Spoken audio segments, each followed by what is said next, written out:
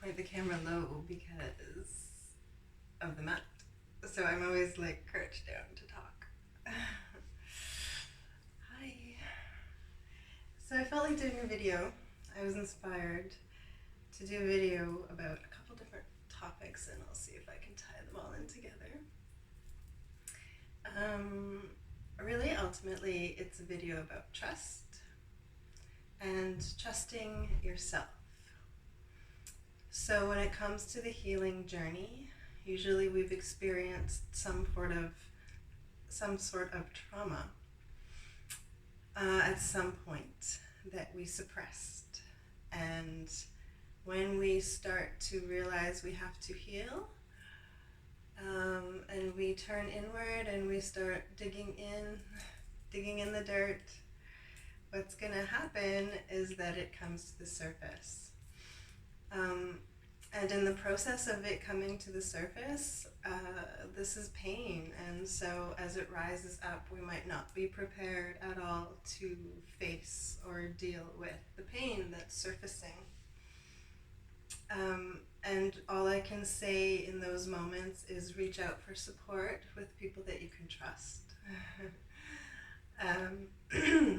Or really ultimately spend the time in healing.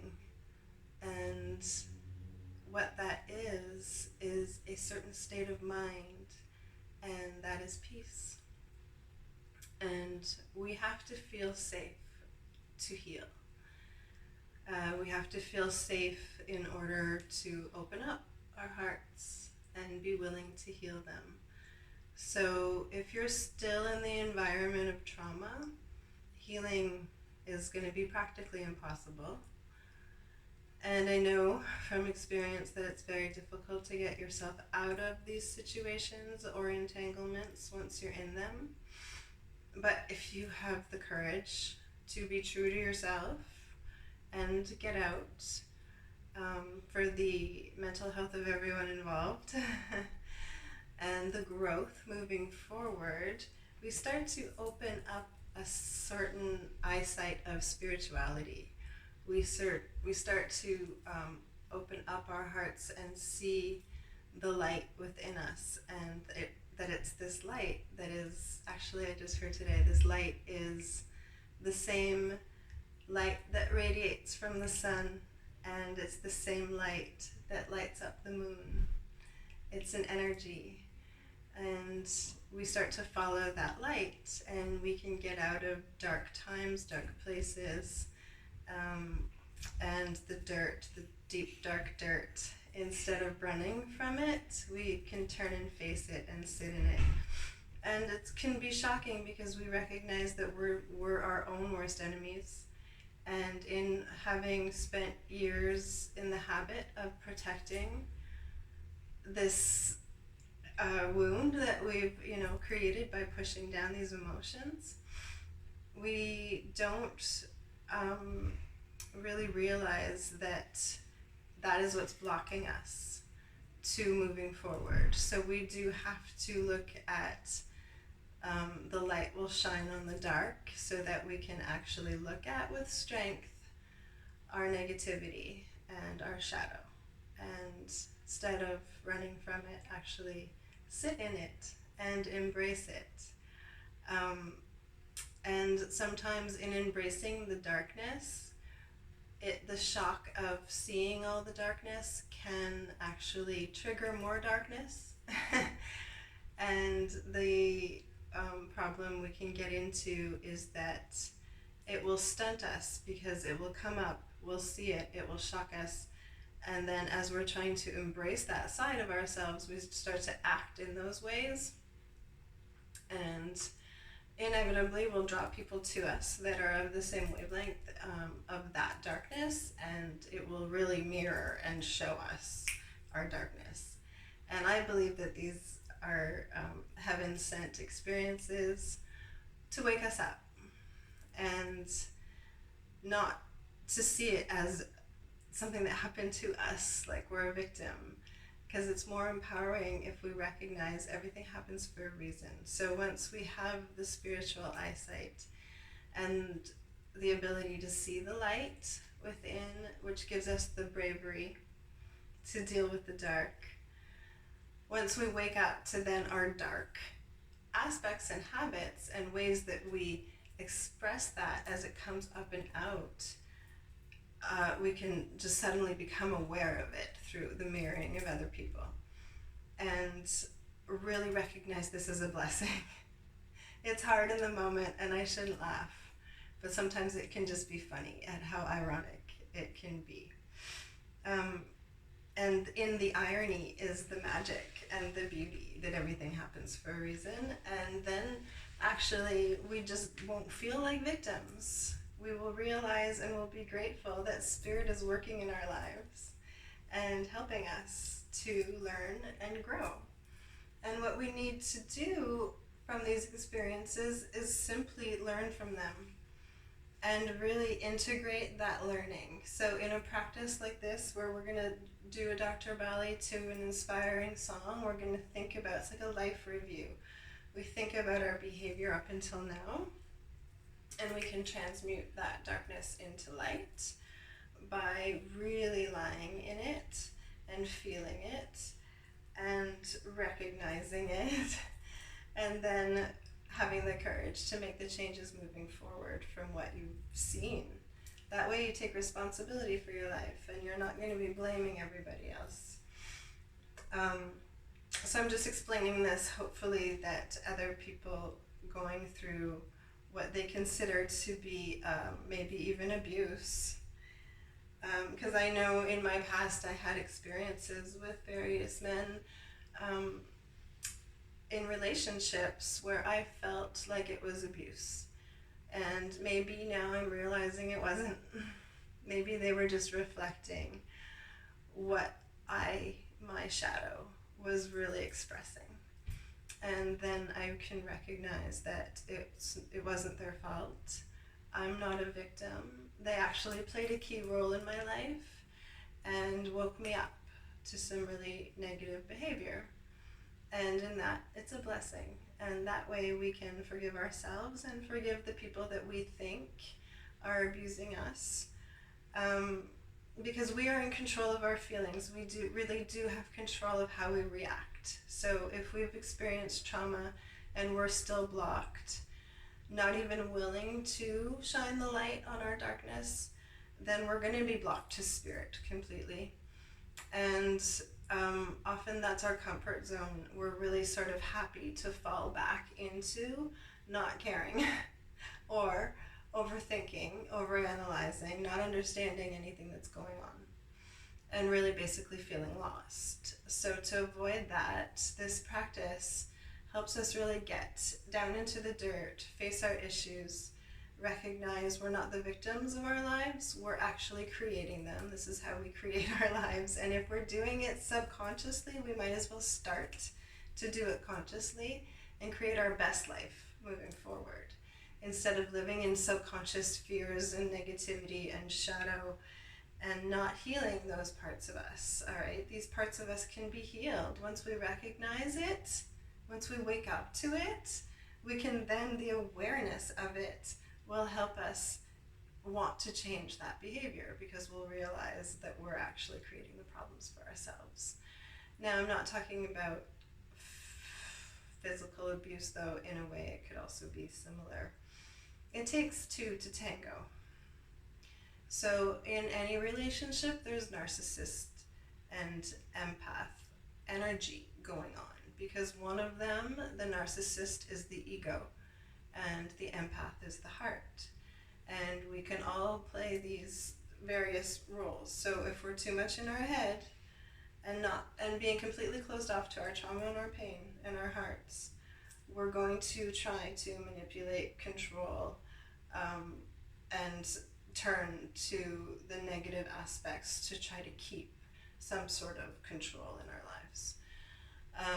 And then if we're too much in our hearts, we're going to just be open to everybody just taking advantage of that and coming in on purpose and wrecking your peace.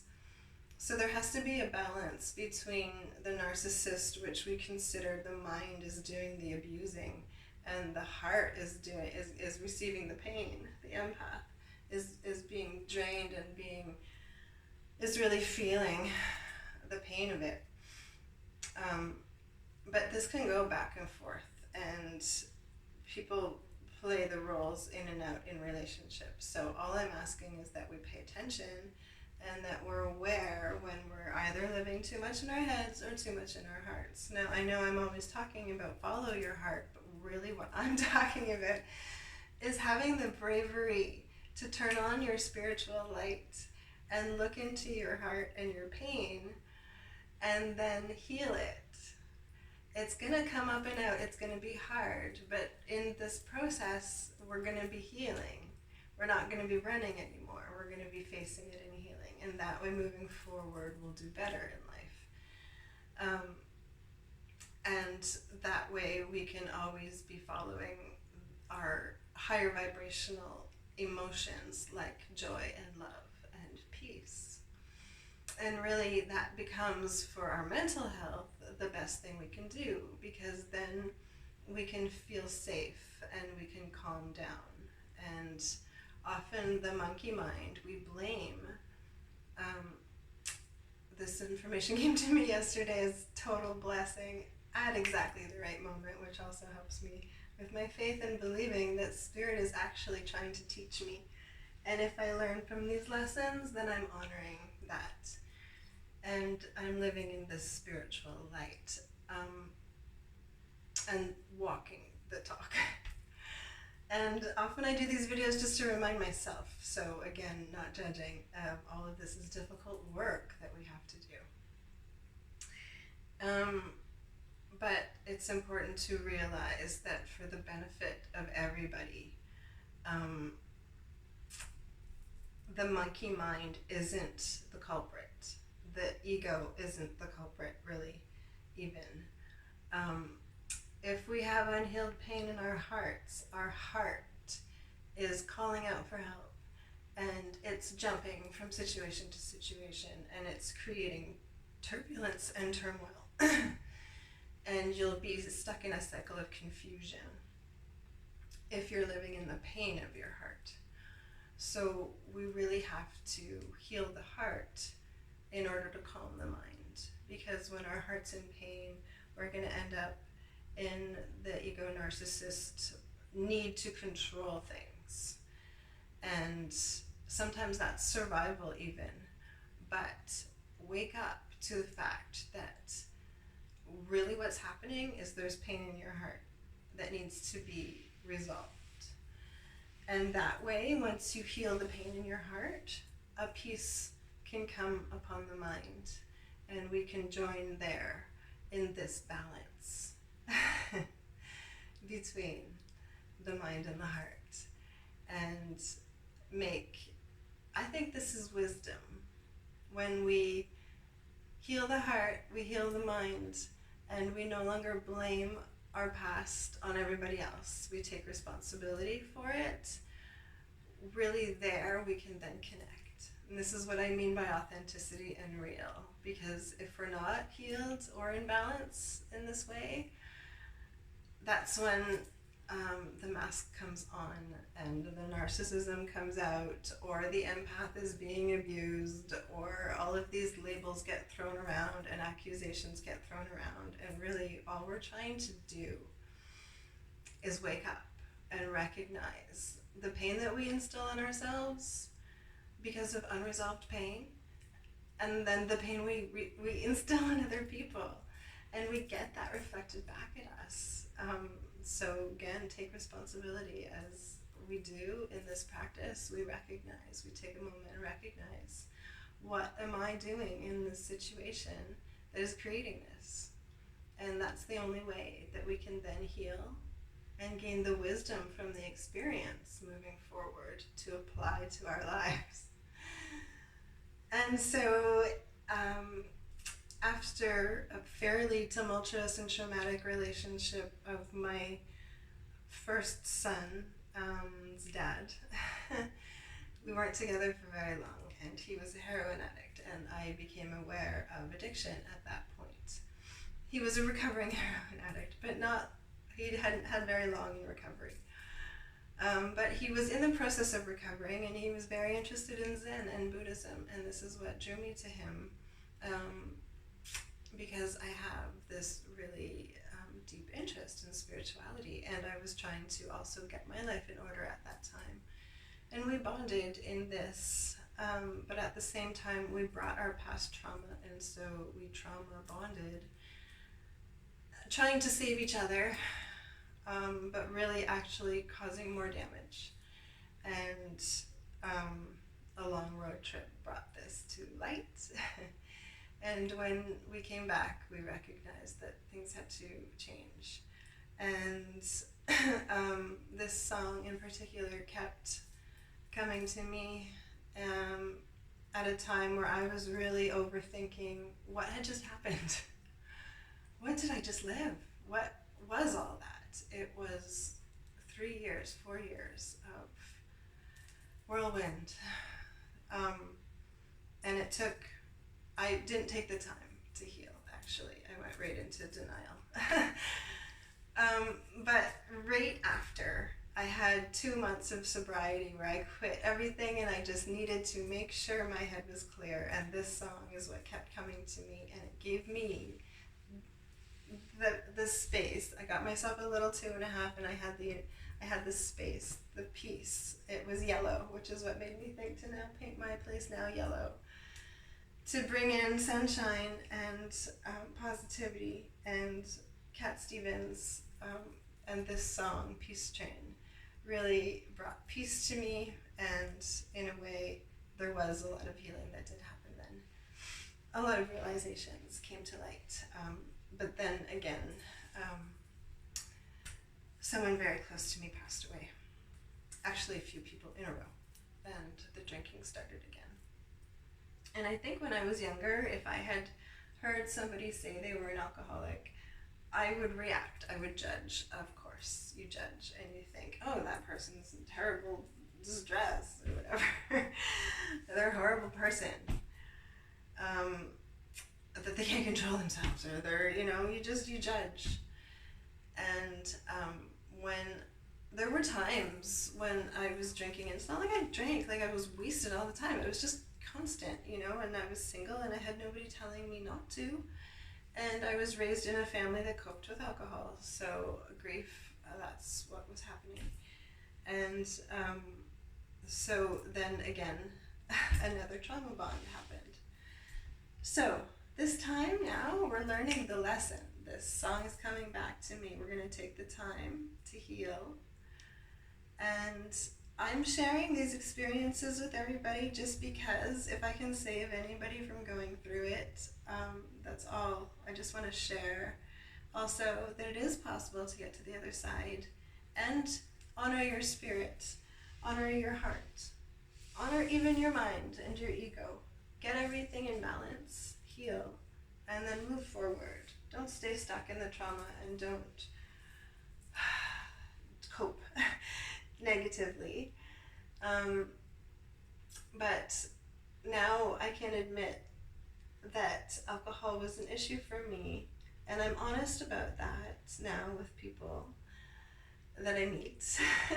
And if they're going to judge me and it's going to hurt, then that's my own reaction, and my own shame. And that still needs to be healed if I'm going to react that way, because really I'm sharing it because I'm actually extremely proud to not be relying on alcohol, and the fact that I'm not in denial anymore, and that I woke up, and that I'm healing the pain just inspires me to want to help anyone else that's going through this. And again, once you get yourself out of the situations that are traumatic and you create peace and you do heal, not saying that we're alcoholics forever or druggies forever, we can eventually heal and we can move on, and just not use it to cope that way. We can have a drink with friends and stop there, and not have to really need to hide under that anymore. We feel, once we heal our hearts, really truly, because we can think that we have and still we haven't. If we still get triggered, then we still haven't healed. So we keep doing the practice. And that's our main goal, is to continue our healing until we feel that we're ready. And we know that we can maintain the peace and the balance in our monkey mind and our monkey hearts, and to create that spiritual light within, and be really proud of that, and know that when you need an escape mechanism, you can come to the mat and escape into the light of your heart and your peace, and really be true about the fact that you need peace, and be honest with people around you that that's what you need until you feel better and stronger, and then can start connecting authentically. So here I have Cat Stevens just explaining a little bit about his song, Peace Train, which will, I think, maybe always be my favorite song. And I finally have a reason to incorporate it into a video because peace is now the goal. So we're going to listen to him, and then we're going to listen to the song and do a slow Dr. Belly. Years ago, I wrote a song called Peace Train, and now it's made into a picture book. It's all about peace and people coming together as one. Do you know what peace means? Peace means when nobody's bothering you, you feel good. When there's peace, it means there's friendship between people.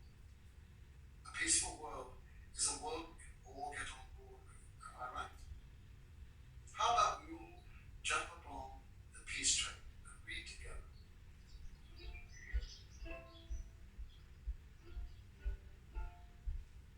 Now I've been happy lately, thinking about the good things to come, and I believe it could be something good has begun. Oh, I've been smiling lately, dreaming about the world as one, and I believe it could be someday it's gonna come. 'Cause out on the edge of darkness there rides the peace train.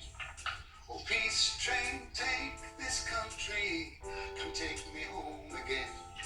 Now I've been smiling lately, thinking about the good things to come, and I believe it could be something good has begun.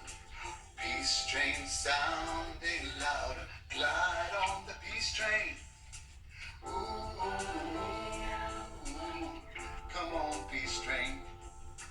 Peace train, holy roller, everyone jump upon the peace train. Ooh, ooh, ooh, come on, peace train. Now get your bags together, go bring your good friends too, 'cause it's getting nearer, it soon will be with you. Now come and join the living, it's not so far from you, and it's getting nearer, soon it will all be true. Oh, peace train sounding louder, glide on the peace train. Ooh, ooh, ooh, come on, peace train. Now I've been crying lately, thinking about the world as it is. Why must we go on hating? Why can't we live in bliss? 'Cause out on the edge of darkness there rides a peace train. Oh, peace train, take this country, come take me home again. Peace train.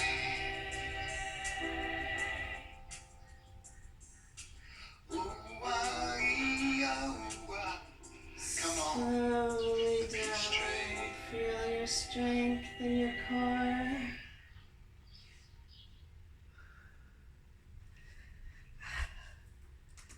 So nice.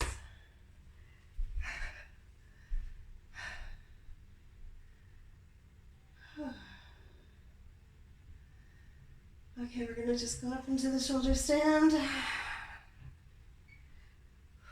Switching our perspective. Getting the blood coming down from our toes to our brain.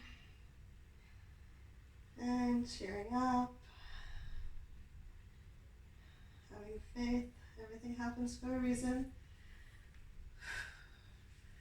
And we're here to learn lessons and grow.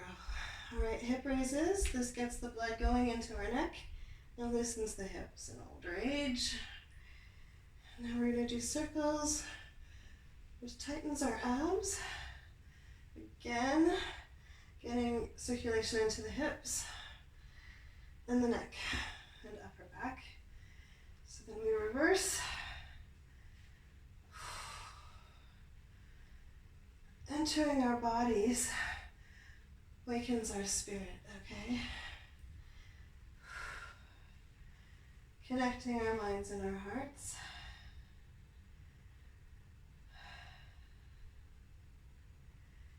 Here, if you can go up into a shoulder stand, go right ahead.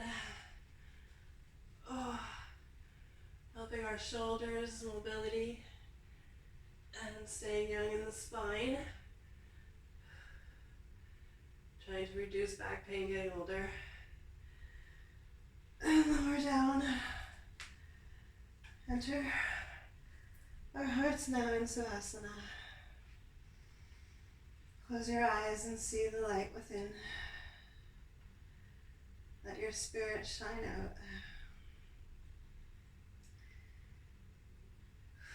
Forgive yourself, forgive your past, forgive the people you feel hurt you, and just move forward. Take only the wisdom of your experiences and drop the rest. Energetically drop it, whoosh, down into the floor, down into the mat, down into the earth. Drop your weight, drop your dead weight and your pain. Whoosh. Whew. Oh, I heard this the other day. Animals, if you've ever seen this, really it's true. Animals, after they do something embarrassing or they have like a little tiff with somebody, or another animal or whatever, right, they'll walk away. Have you ever seen them do this? They give themselves a shake. And they just like shake it up. Whoosh. One fell swoop, they know to do this. And then they can just carry on. And they don't bring all of the emotions and the wounds and the victimhood into their future. They drop it. They shake it off. Maybe I could do another video with Taylor Swift, shake it off, next time. Alright, drop it. Whew. Down into the ground. Energetically rid yourself of all of that weight. You have to make space for the new to come in. Whew. Alright, a few minutes of silence and peace. Getting on the peace train.